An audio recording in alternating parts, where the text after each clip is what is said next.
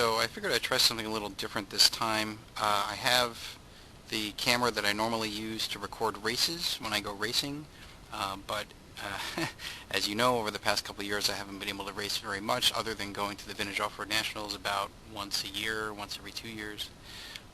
So I figured I could use this camera to do some other kinds of videos. So for instance, maybe later if I'm doing like a rebuild video or a teardown video, I can give you guys sort of like a first-person perspective of the process as I'm doing it. That way I have both of my hands free rather than holding up my cell phone camera, for example.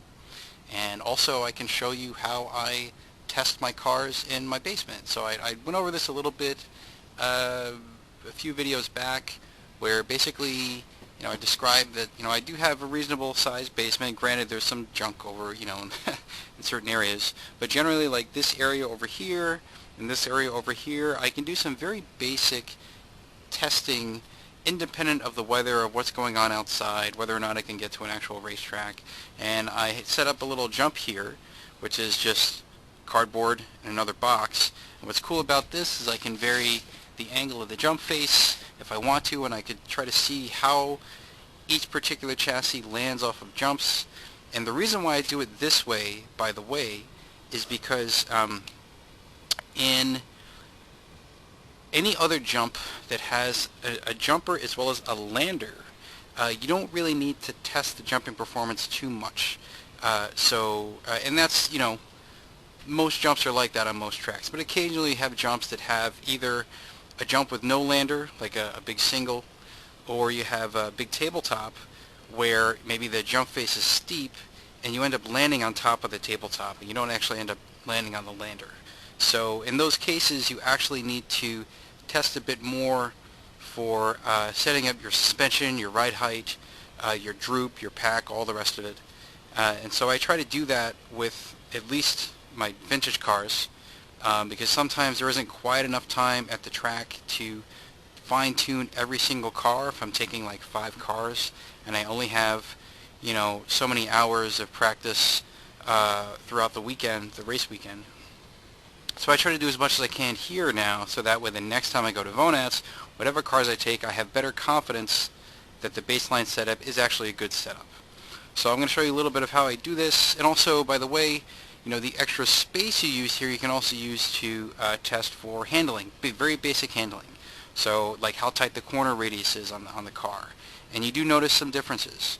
So we're going to start with these two here. This is my Kyosho Outlaw Rampage Pro electric conversion.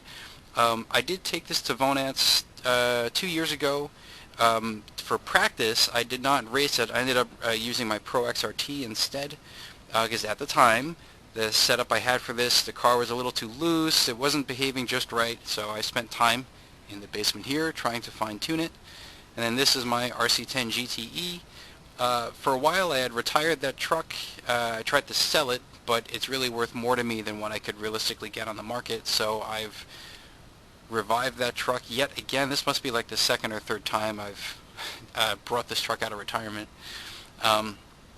So these are both mid-motor, vintage, electric stadium trucks, and we're just going to do a quick comparison here so you can see the differences between the two, how they actually differ in handling, moderate acceleration, jumping, all the rest.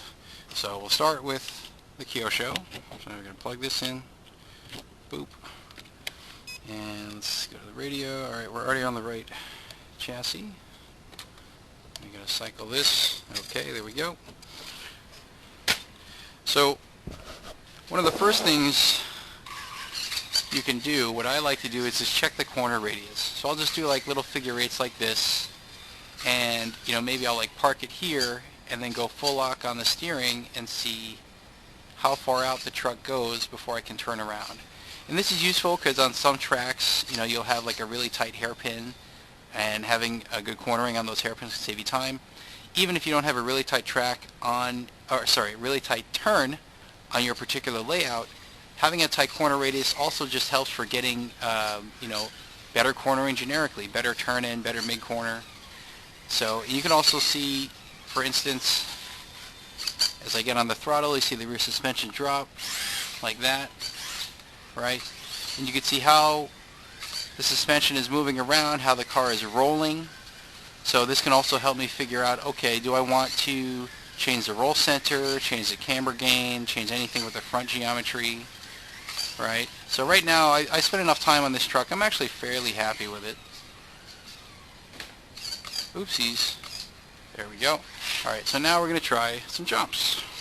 See how it jumps. So sometimes I'll stand from this angle here, and I'll jump the car to see how it looks from the side as it's landing. Sometimes I'll stand over there and jump it forward as well, because it's just a different vantage point.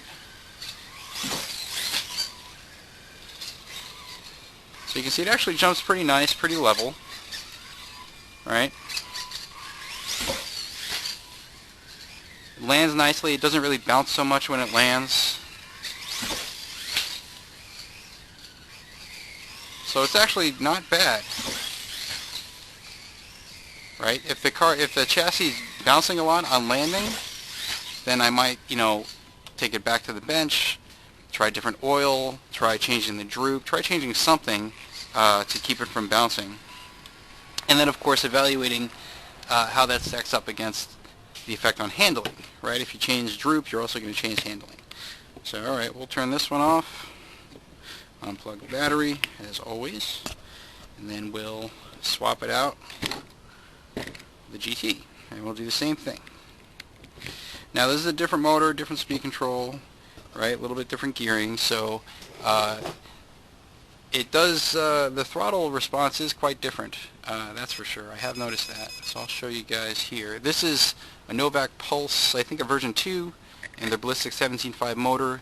Here I have an Orion VST Pro 17.5 with a Trackstar 80 amp speed control. They both have some boost profile set into them because they allow boost at Vonance. The gearing is very similar. Let's see. Alright, there we go. This one's all set. So we'll take this one out for a spin.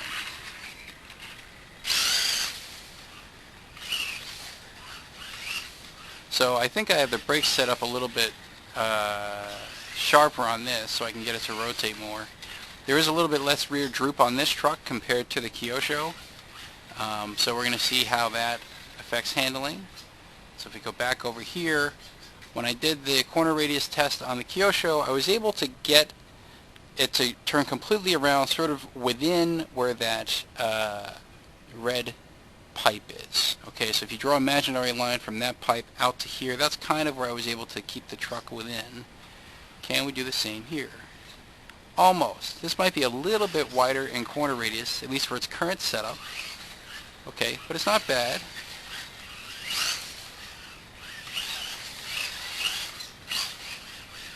Still feels very, manageable.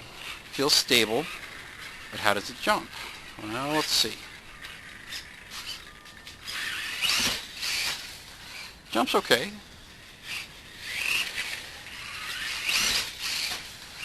Not bad. Maybe a little bouncy on the rear. On that last jump you might have noticed when it landed there it had a little bit of a bounce. But still okay. So this is generally how I try to assess which cars I want to take to Vonance for, say, this coming year, the 2021 race. And I'll go back and forth. I'll play around with the different trucks and say, okay, well right now I feel like this truck's better, I'm going to take that. And then I'll go to the two-wheel drive buggies and the four-wheel drive buggies, and I'll do the same kinds of testing to try to evaluate each buggy on its own. And see which jumps better, which one I think handles better. And it's a lot easier to do this at home in your spare time, 10-15 minutes here or there, than to drive all the way out to the racetrack and get your track time and try to sort of futz around with each car and then come all the way back. So it's much faster turnaround time. So if you have a basement, even, it doesn't have to be this big, but of some reasonable size with some reasonable floor space, definitely worth doing just for basic testing. It helps you get a lot of small kinks out of the way, getting your steering alignment all set, everything. And again, you could do, like, it's raining outside right now. I don't know if you can see through the window there. So I can do this anytime I want. Next time, I think I'm going to do another video I can compare other cars for you guys, like for example Schumacher Cat 2000 and 2000 EC, so I can do a small video on that, maybe a small video comparing like the Yokomos to the Kyosho buggies. I can do a few things like that. So yeah, that's it for now. Thanks for watching.